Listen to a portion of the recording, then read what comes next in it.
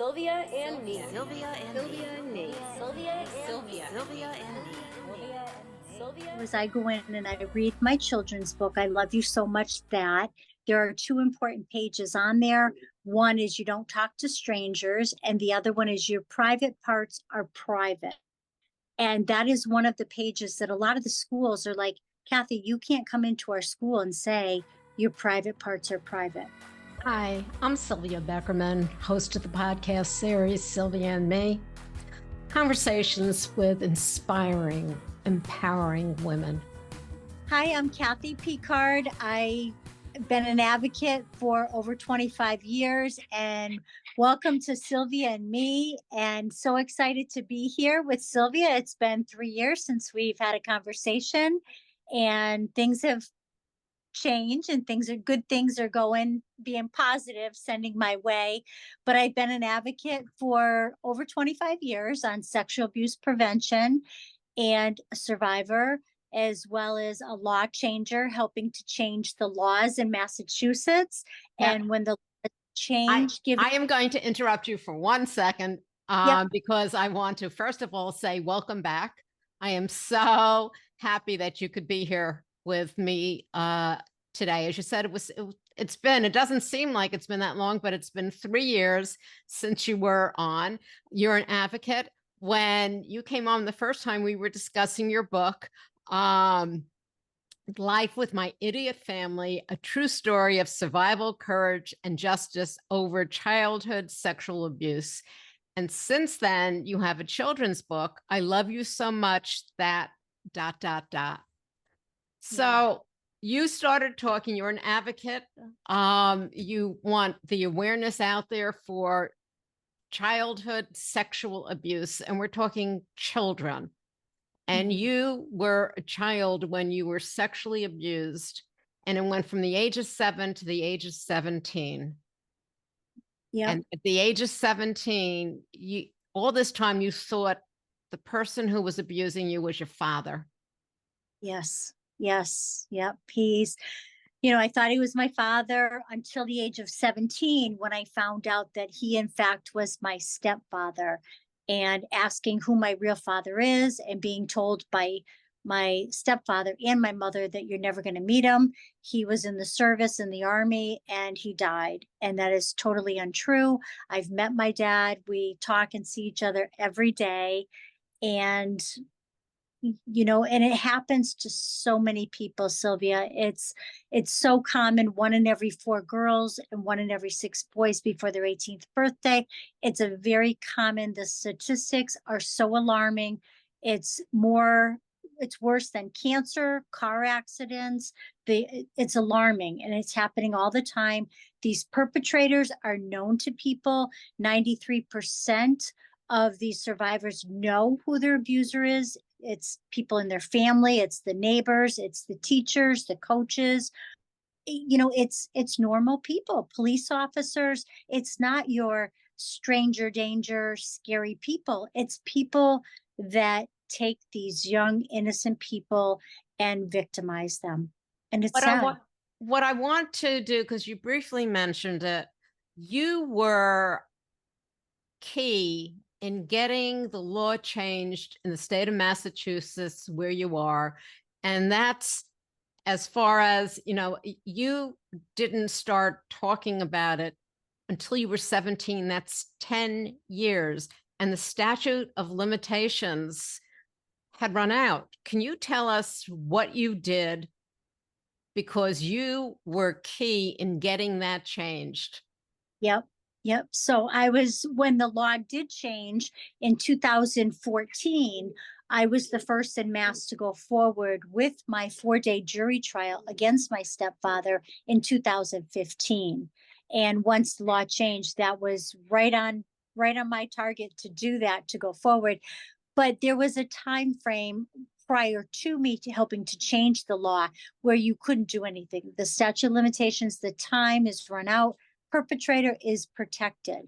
So I would go to the Boston State House. I would write, email, call. I was working full time and still calling these people, more or less hounding them, because there's over 6,000 bills, and you need to be that squeaky wheel, and you need to do something. You need to get them that this law to change the time frame is so important. And I hounded him so much, Sylvia, that I had one aide tell me, Kathy, you need to stop calling. You're bothering me. I'm like, time out. You need to do your job. I'm a taxpayer. You need to do your job. And this law is very important to me. So let's get it done. And you did. And you were able to do something that a lot of victims have not been able to do, and that is look at your perpetrator and say, you raped me. Yes, that was one of the biggest things when I was during my jury trial, 4 days. 2 out of the 4 days, I went up on the stand because he represented himself. So he would ask me questions. And after the first day being up on the stand, the judge dismissed the 8 jurors, and he said, I'm not done with her yet. And the judge said she would go back up on the stand the next day. And I did. And my husband said that night, Kathy, if there's something you need to say, you need to remember it. And I said, there is something I want to say. And I wrote down the word rapist on my hand.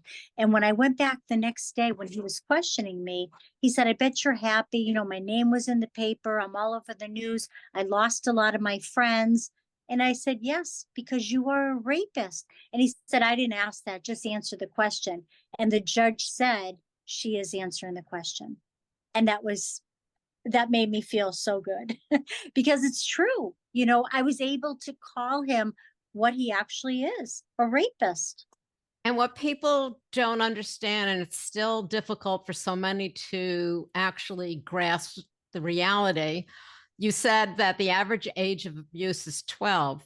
The average disclosure age is 44. And the average years before someone will disclose it is 32. Yeah. So let's talk about children, because one of your models is change your story, change the world, which you were able to do in a big way in the state of Massachusetts and advocating. And you say being a victim of sexual abuse is not fun. But one of the best days in a victim's life is the day they realize they don't have to worry about being a victim anymore.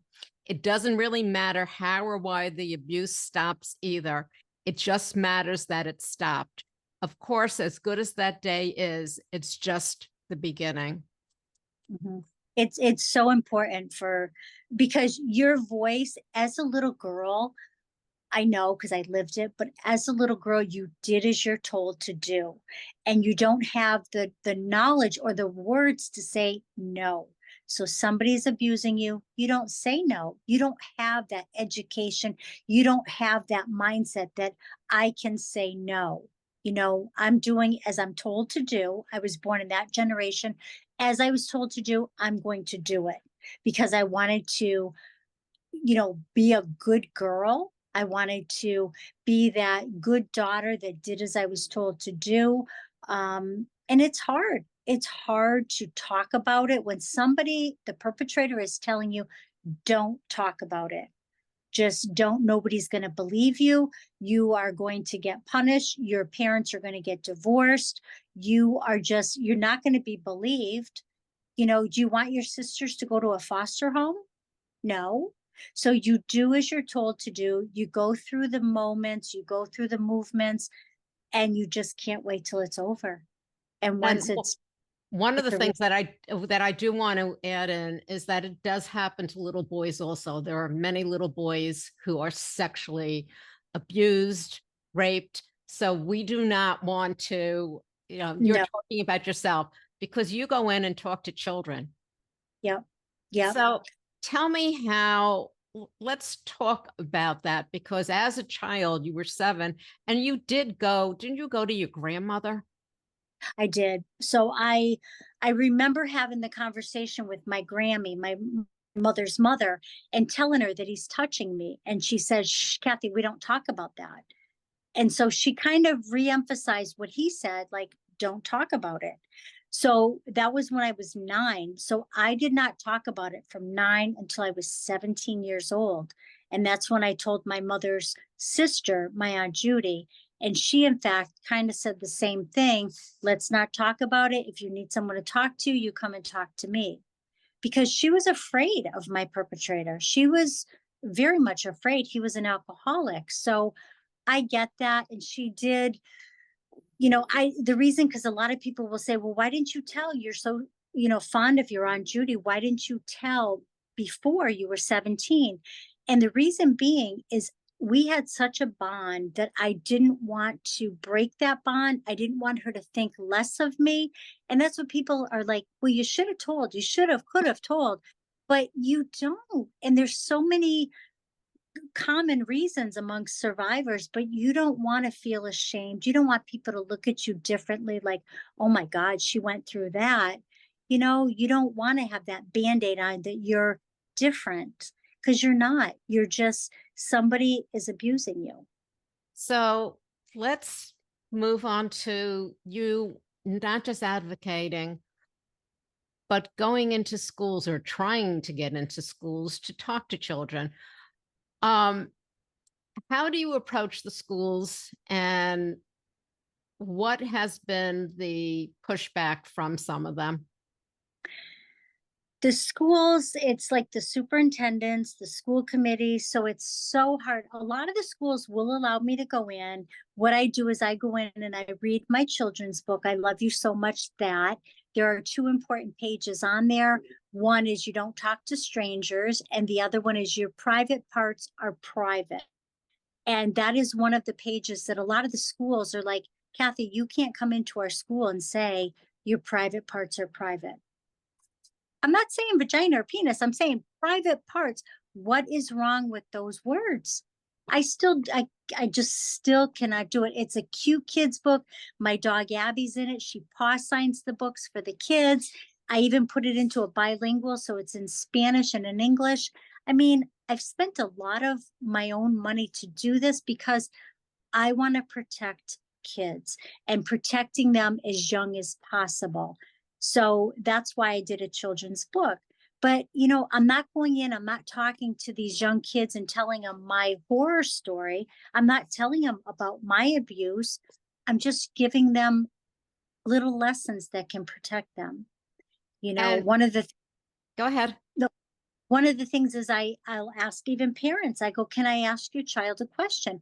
If a stranger came up to you and said, I'm going to give you lots and lots of money and lots of candy if you help me find my lost dog, let me ask that question to your child and see the answer. Some of these kids will still say, sure, I'll go.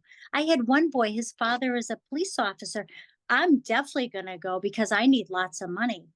And your dad's a cop and you still don't know the right answer. That baffles me.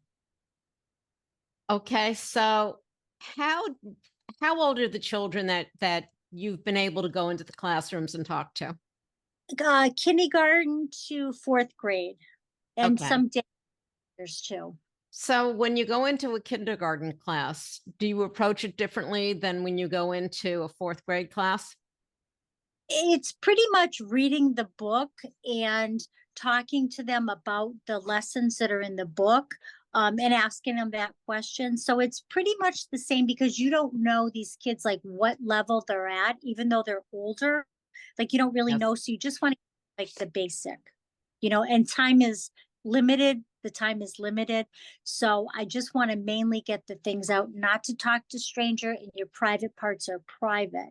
And the other lessons, ask you to brush your teeth, wear a coat, talk to your pay attention to your teacher. So there's other life lessons in there, but I don't want to scare them. And by this book, it doesn't scare them. The illustrations are colorful, they're eye-catching, and they love it. I interact with the kids like, so who do you consider to be a stranger? If somebody was talking to you and you didn't like it, like you felt funny in your stomach, who can you go to? And you want to get them to the answers of my mom, my dad, my neighbor, my teacher. So you want them to answer you back with the right answers. And how do you talk to a child with everything that you went through? What are some of the signs that adults should look for to actually realize or start to think that there might be something going on? Some of the signs, one, I want to just really stress that sometimes there may be no signs at all because these kids hide it or they just don't have the signs. I don't think I had really any of the signs. But signs to look for, like their changes in their school performance, their attitude, bedwetting, saying words that they don't have really any lesson to be saying these inappropriate words, scared, they're frightened, they don't want to be bothered with anybody. There's just a lot of there's changes that happens to them. Mine was I fainted a lot because I was nervous, pulling out my eyelashes, my eyebrows out of fear. And again, not everybody that loses their eyelashes or eyebrows they're sexually abused, but that was one of mine. You're just like a scared little person, or you could go the whole other avenue of really acting out in anger, throwing tantrum fits. So you could go from quiet to being really angry. It just depends on that child. One of the things that you said also is your past need not defy you.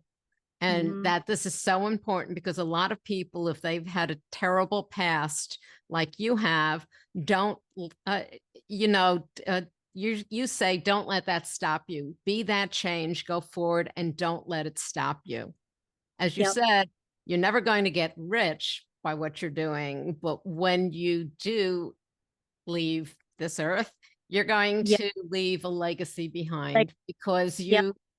so how would you like to see? I mean, the fact that you've been turned down from schools because you say the word private part, body part, is just amazing. But then again, things that are being banned and not being allowed to talk.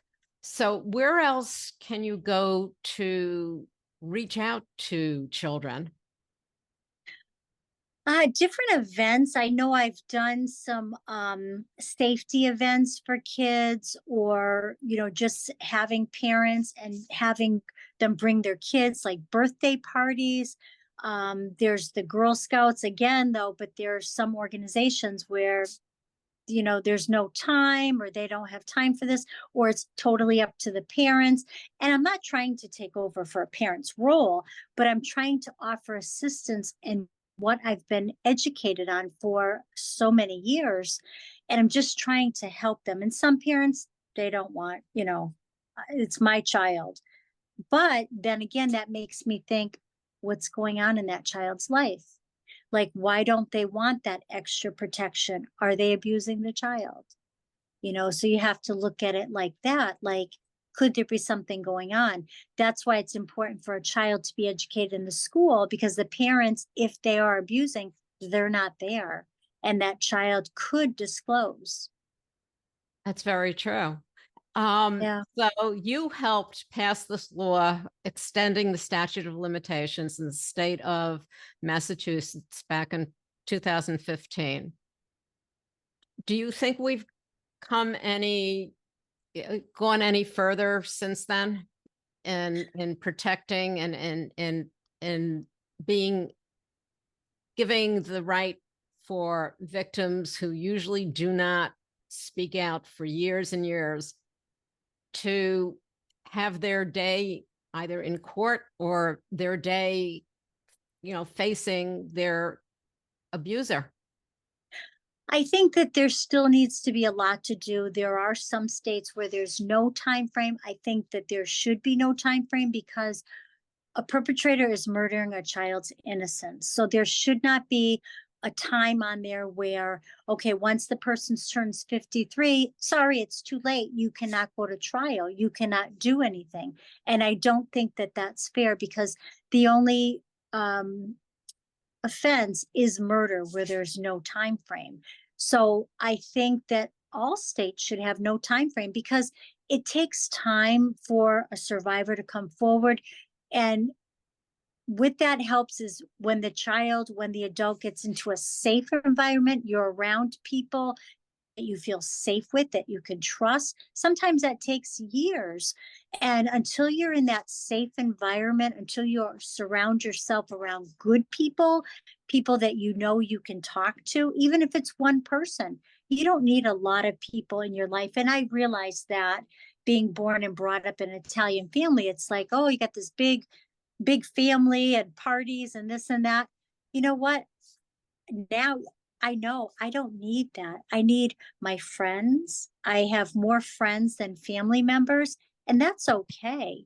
You know, my friends are my family, and people need to know that you don't have to be that famous person, that important person that everybody loves, because that's not necessarily true. Have those people that you can count on, you can trust, that are going to be there for you. And some people, you have friends, but they're not there for you. When you, like, I have friends I can pick up the phone at midnight and call them and talk to them.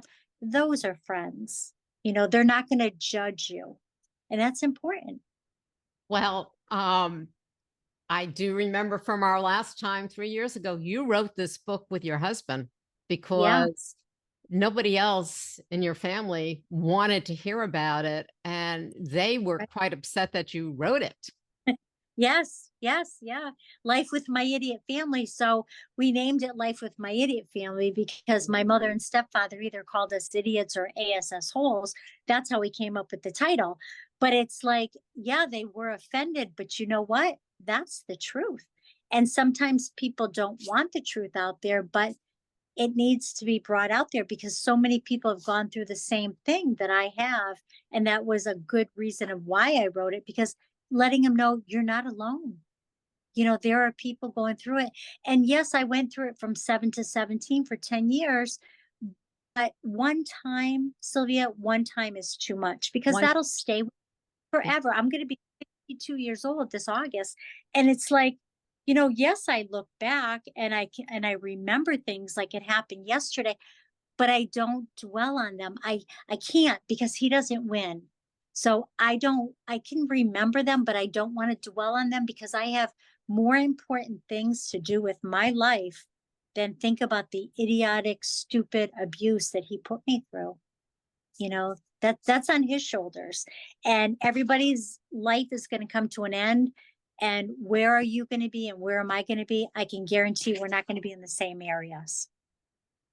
Kathy, I think what you have done, what you continue to do in educating children and going around to as many schools and as many activities as you can, being instrumental in changing the law in Massachusetts.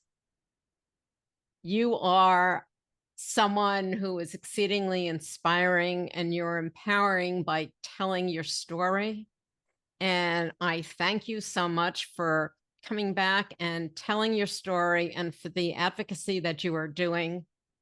Kathy, do you have a website or someplace where people can find out more about you? KathyPicard.com. They can go to that, or they can go to I Love You So Much .org for the children's book. Amazon, they put in Kathy Picard books. All my books will come up. A lot of people now, because I know our time is limited, a lot of people will listen to audibles, and the audible is in my voice, which was hard to do. Sure. 870 people have listened to my audible, and it's helped so many people. I have Zoomed as far as Serbia. I just want people to get a book, listen to the audible, share it, because you don't know whose life that you can help by sharing a true story. Kathy, I want to thank you again for sharing your story. You are a very inspiring woman. So thank you again. Thank you for having me. You can find us on all of your popular podcast platforms. And of course, our website, sylviaandme.com. Stay safe, stay healthy, and as always, stay tuned.